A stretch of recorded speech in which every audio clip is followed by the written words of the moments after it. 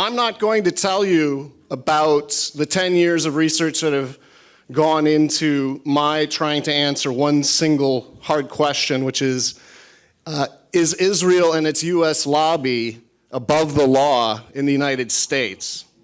I've spent 10 years trying to answer that question. I'm just going to share with you a few case studies very quickly.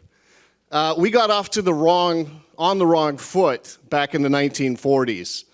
If you look closely enough, you can see ongoing damage from that poor launch, in which the United States was visited by the government in waiting, the Jewish agency led by David Ben-Gurion, and rather than do anything else, they set up a vast illegal smuggling network through an archipelago of nonprofit organizations that were there specifically to steal World War II surplus and channel it to Jewish fighters in Palestine.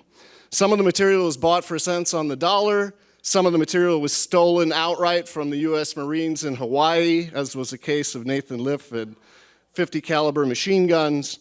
Materials and manpower for Palestine stole the entire list from the US chaplain so that they could recruit more effectively in sending veterans of World War II to fight in Palestine. The Sonnenborn Institute, which was organized by a former Zionist Organization of America chair, was very effective in channeling via second and third countries all sorts of tank ammunition, aircraft, explosives, and was able to get it for pennies on the dollar, completely in violation of the Arms Export Control Act and all sorts of laws, including the Neutrality Act. They cared little about Americans shipping material inside of boilers, inside of mismarked boxes, dropping onto piers in New York. They didn't care about that because they had a higher purpose. That purpose was to win a state, and they were successful. If we look at some of the activities inside the Justice Department to cover up all of this, what you see is a very effective counterforce. Whenever the FBI was getting close, and there's a 7,000-page file in the National Archives with surveillance photographs of B-17s and materials and guns moving through the US logistics system, what you would find is in the Justice Department's own files, lobbyists such as Abraham Feinberg, the uber lobbyist, cash bundling king, would assemble a war chest and mobilize people to quash prosecutions. They had 100 people they were going to arrest and prosecute on the West Coast alone. Never happened. There were only a handful of people who actually suffered any felony convictions, relatively low-level people. The big fish of the Jewish agency, Nahum Bernstein, writing the checks from New York, never indicted. And this was because there was a vast amount of influence over the president, a vast amount of access to the Justice Department Attorney General. And so the basic advice and consent rights of Americans were fundamentally undermined. They had no choice. They had no say in what was happening to this military equipment. That had been decided for them, and the necessary prosecutions didn't happen. Hank Greenspun, he has a balcony on Pennsylvania Avenue named after him at the museum, became rich smuggling weapons to Palestine. He offered $25,000 to many people in Washington to quash those prosecutions, only got a felony. Well, some of these people graduated. One of the biggest problems in Pennsylvania right now is this. There is one plant that lost more highly enriched uranium, weapons-grade uranium, than any other nuclear fuel plant in the United States. It just happened to be run by two Zionist Organization of America officials, Ivan Novick and Zalman Shapiro, and a smuggler from the 1940s network of smuggling, David Lowenthal, who was very active with Israeli intelligence. So what happened to NUMEC? It was constantly inviting in the top spies from Israel to visit the plant. In particular, Raphael Eitan, who would later run Jonathan Pollard, and a number of other extremely effective covert operations people. There were eyewitness accounts of Zalman Shapiro and other people sealing weapons-grade uranium into irradiators for shipment to Palestine on an accelerated, to Israel on an accelerated basis. And the amount of material unaccounted for today is 339 kilograms. They lost 2% of the entire throughput when Shapiro and the ZOA crew were in charge. It only went back down after they were forced out of ownership. What happened in the LBJ, Nixon, and subsequent administration, the record shows they were fearful of the political consequences of going after these people. They tried to move them around. They tried to assuage their concerns. But there are others who are more forthright. The CIA chief of the Tel Aviv station said, Numik was an Israeli operation from the beginning, and that is exactly what the record shows. Unfortunately for the people who have to live in the environs of a defunct weapons smuggling plant, they're facing a $500 million U.S. Army Corps of Engineer cleanup, and their water and township is completely polluted. There were a few questions about the connections between Israel lobbying groups and foreign principles. Abraham Feinberg was also extremely effective providing seed funding to AIPAC, writing various checks. He also was the head of the organization that was, according to Abner Cohen, the prime organization for putting together fundraising for Israel's nuclear weapons research, the Weizmann Institute. He would also give money to AIPAC, which would write helpful articles such as Israel could never become a nuclear power, running a counter-propaganda ring whenever the U.S. was looking too closely. Now, there was a good question this morning about the 1938 Foreign Agents Registration Act. Why are Israel lobbying organizations, which are closely coordinating with foreign principles and in some cases receiving money, able not to be as transparent as other organizations that are lobbying for foreign principle? Simple fact of the matter is, when ordered to register, they don't. They fight it.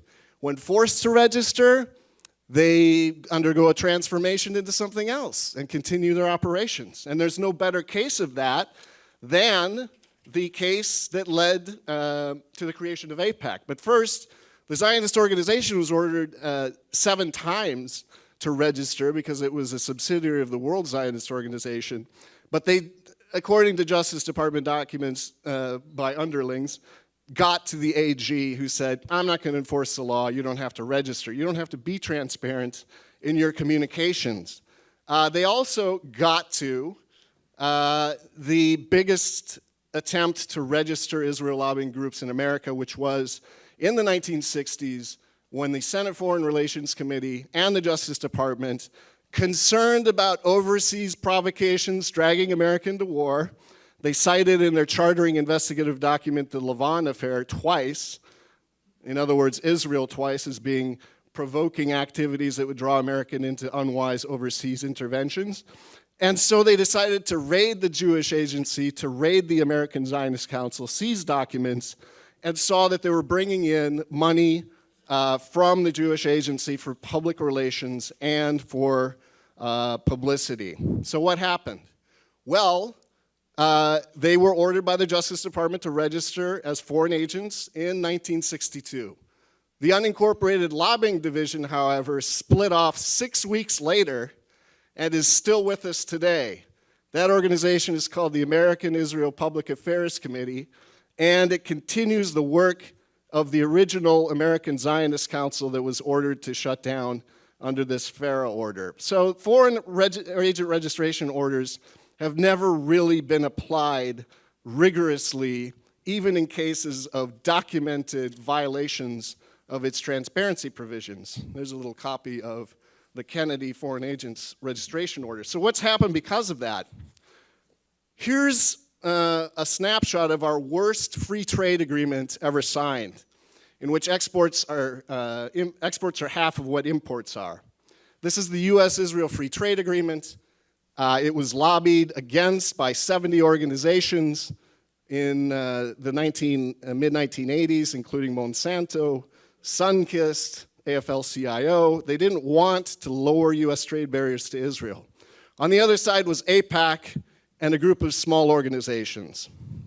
They stole the trade secrets of their opposition, which had been given to the International Trade Commission, and used it against them in public relations and lobbying, and got a heck of a deal for being able to, once again, thwart American interests and get it their own way. It's resulted in a chronic $10 billion per year deficit. It's resulted in $100 billion cumulative deficit to the United States, and the question is, was it worth it? Well, yes, it created 120,000 jobs in a foreign country instead of here.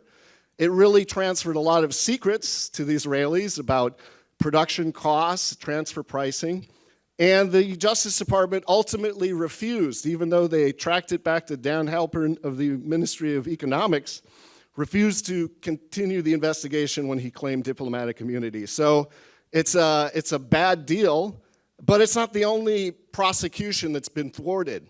In December, we had declassified documents of a counter-espionage investigation of the ADL. The ADL back in the 90s had been investigated for holding FBI and other classified documents in a campaign that they were launching against pro-Palestinian and anti-apartheid activists, two of whom died under mysterious circumstances. But what the memos once again reveal, if you read them online, is that there was an intervention at high levels. The record reveals that two high-ranking Israeli generals were dispatched to talk to Janet Reno. She dropped the case. The espionage investigation died. 2005, the same thing happened. Two AIPAC lobbyists were indicted. They were using secrets to try to gin up a war with Iran. They were passing it to Glenn Kessler. Steve Rosen said he was trying to show that Iran was engaged in total war against the US in Iraq. And of course, the Obama administration and the judges involved didn't keep it in the system. So it's gotten to the point of ridiculousness.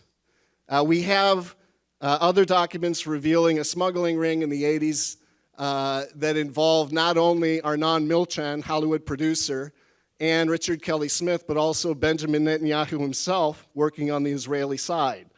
Where are these people now? Have they ever suffered any consequences for being involved in the documented theft of nuclear triggers called Critrons?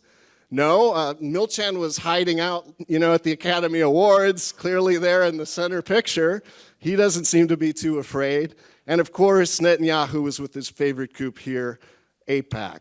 The problem's ongoing. It hasn't gone away. Nuclear technology continues to flow from the United States, but we're not prosecuting it. We're disbanding them through regulations, or we're sealing off warranted criminal investigations instead of pursuing them, such as the case of Stuart Nozet. So my conclusion is there is no U.S. law that if it stands in the way of Israel and its U.S. lobby that cannot be thwarted, overcome, subvented, and the Justice Department in most cases collapses well before any warranted